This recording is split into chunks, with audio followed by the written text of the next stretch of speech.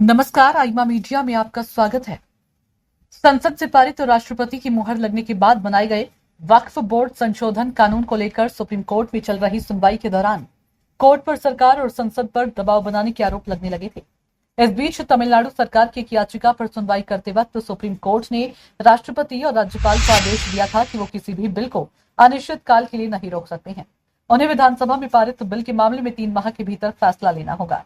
Supreme court के इस आदेश पर उपराष्ट्रपति जगदीप धनखड़ समेत कई भाजपा नेताओं ने इसकी जमकर आलोचना की थी। उपराष्ट्रपति जगदीप धनखड़ ने कहा था कि अदालतें राष्ट्रपति का आदेश नहीं दे सकती, जज सुपर पार्लियामेंट की तरह काम कर रहे हैं।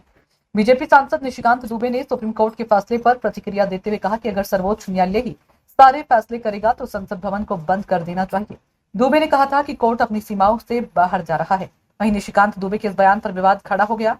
कई विपक्षी नेताओं ने निशिकांत के बयान को अदालत की अवमानना बताते हुए उनके खिलाफ कार्रवाई की मांग की थी। हालांकि भाजपा नेताओं की आलोचना के केंद्र बने सुप्रीम कोर्ट के रुख में सोमवार को बदलाव देखने को मिला। सुप्रीम कोर्ट ने सोमवार को बंगाल में राष्ट्रपति शासन लागू करने और अर्धसैनिक बलों की तैनाती करने की याचिका पर सुनवाई की, लेकिन कोई आदेश जारी करने से इनकार कर दिया। मशहूर अधिवक्ता विष्णु शंकर जैन ने पश्चिम बंगाल में हो रही हिंसा को लेकर सुप्रीम कोर्ट में याचिका दायर की थी। इस याचिका में अधिवक्ता विष्णु शंकर जैन का कहना था कि हिंसा पर काबू पाने के लिए बंगाल में अर्धसैनिक बलों की तैनाती होनी चाहिए। ऐसे में उन्होंने अदालत से गुजारिश की है कि वो केंद्र को सुरक्षा बलों की तैनाती करने और बंगाल हिंसा की जांच के लिए पैनल गठित करने का आदेश दें। साथ ही मुर्शिदाबाद में हिंदुओं के पलायन की भी रिपोर्ट पेश की जाए। इस पर जस्टिस बी.आर. गवई और जस्टिस ए.जी. मसीह की बेंच ने कोई आदेश नहीं दिया।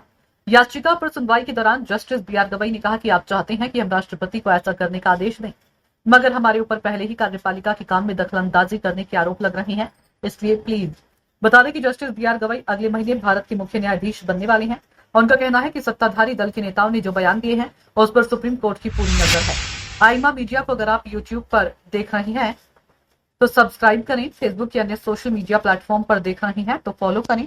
हमें कमेंट बॉक्स में अपने सुझाव अवश्य दीजिए।